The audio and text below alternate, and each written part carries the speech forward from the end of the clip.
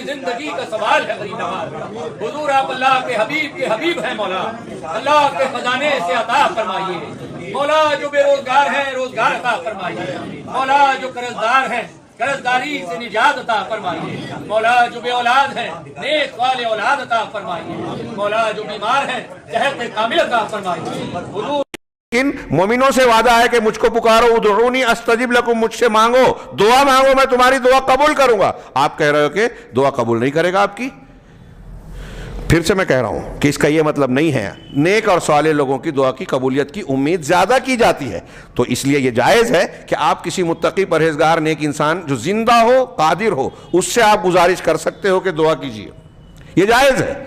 لیکن جو مردہ ہے، غائب ہے، موجود نہیں ہے، قدرت نہیں رکھتا، آپ اس سے مانگیں، اس کو وسیلہ سمجھ کر کہ اس کو ہم بولیں گے اور یہ پہنچا دے گا اللہ کے پاس ہماری گزارش کو، ضرورت کو، تو یہ شرک ہوگا۔ تو کہہ رہے ہیں کہ یہ کہتا ہے ہاں قبر پرست جو ہے قبروں کو سجا کر اس کا مجاور یا اس کے جو معاونین ہیں ہاں وہ کہتے ہیں کہ تم گناہ گار ہو اور تم دعا مانگو گے تو اللہ قبول نہیں کرے گا، اللہ سے اپنی ضرورتوں یا مصیبت کو کے ازالے کا سوال کرو گے تو اللہ تمہاری مصیبت نہیں ہٹائے گا، ولیکن واسطہ تمہارا، لیکن یہ تمہارے جو قبر والے ہیں نا بزرگان اولیاء، یہ تمہارے لیے واسطہ ہیں، وسیلہ ہیں، ایسا کہہ کے فَأَوْقَعُوهُمْ حِينَئِذٍ فِي الشِّرْكِ الْأَكْبَرِ، اس وقت یہ لوگ انہیں شرک اکبر میں مبتلا کرتے ہیں۔ لِأَنَّهُمْ بِمُجَرَّدِ أَن يُنَادَ الْمُكَلَّفُ الْوَلِيَّ وَيَدُوهُ، کیونکہ یہ بات جو آخری جملہ کہہ رہے ہیں شیخ کہ صرف اس وجہ سے کہ ایک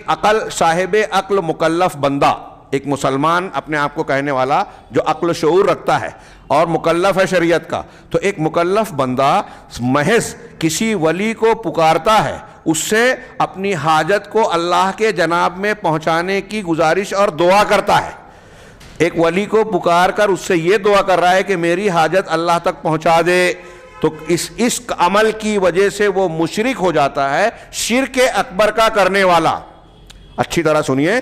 کہ ایک آدمی واسطہ اور وسیلہ سمجھ کر اگر کسی بزرگ سے، صاحب قبر سے، مردے سے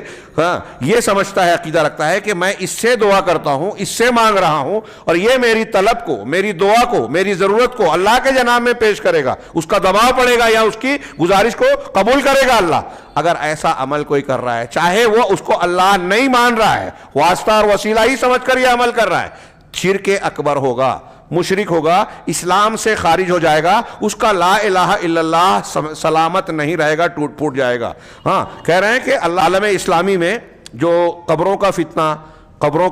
کو اللہ کا شریک ٹھہرانے کا معاملہ، اور پھر اس کو جو ہے ہلکا پھلکا اور لایانی چیز سمجھ کر لوگ چھوڑے ہوئے ہیں، قبر پرستی ہو رہی ہے، لوگوں نے منہ بند کر رکھا ہے، آنکھ بند کر رکھی ہے، اہل حق بھی خاموش ہیں، ڈرتے ہیں، اس کو مصلحت کے خلاف سمجھتے ہیں۔ کوئی پیغمبر اور نبی اگر آ جائے تو اس قبر پرستی پہ خاموش رہے گا کیا؟ کسی یہ جو شرکیات ہیں ان پر جو ہے آنکھیں بند کرے گا کیا؟ تو علماء حق کو میں اس جملے سے دعوت فکر دے رہا ہوں کہ یہ عالم اسلام میں جو کچھ ہو رہا ہے آپ خاموش ہیں تو آپ اللہ کے پاس کیا جواب دو گے؟ ایسے ہی نہیں، اللہ کے نبی انبیاء کے وارثین کہلاتے ہیں علماء۔ اللہ کے نبی کی وراثت صرف فضیلت اور عقیدت کی بنیاد پہ نہیں ہے، ان کی ذمہ داریوں کے ساتھ ہے کہ آپ کو اگر علم نبوت ملا ہے تو علم نبوت کے جو حقوق ہیں اس کو پھیلانا ہے، اور اس سلسلے میں کسی نبی نے کبھی بھی شرک سے، خرافات سے سمجھوتا نہیں کیا، اس کا رد کرنا نبی کے طریقے اور منہج کا بنیادی حصہ ہے، شرک کا رد کرنا۔ تو شیخ کہہ رہے ہیں ہو گیا ہے، آج حجت پوری کرنے کے اعتبار سے وسائل اعلام اور ذرائع ابلاغ کے مختلف چیزیں، کتابیں، ریڈیو، چینل، یہاں تک کہ اب جو ہے انٹرنیٹ کے مختلف جو مواقع ہیں وہ کھلے موجود ہیں، علماء ربانیین کو سے آپ استفادہ کر سکتے ہیں، آسانی سے قرآن و حدیث کی روشنی میں توحید کا عقیدہ، شرکیات کے مختلف شکلیں جان سکتے ہیں، صحیح عقیدہ اختیار کر کے اپنے آپ کو شرک سے بچا سکتے ہیں۔ السلام علیکم سامعین، ویڈیو پسند آنے پر اپنے دوستوں کے ساتھ واٹس ایپ اور سوشل میڈیا پہ شیئر کریں۔ ایسے ہی اور ویڈیو دیکھنے کے لیے ہمارے چینل کو ضرور سبسکرائب کریں۔ جزاک اللہ۔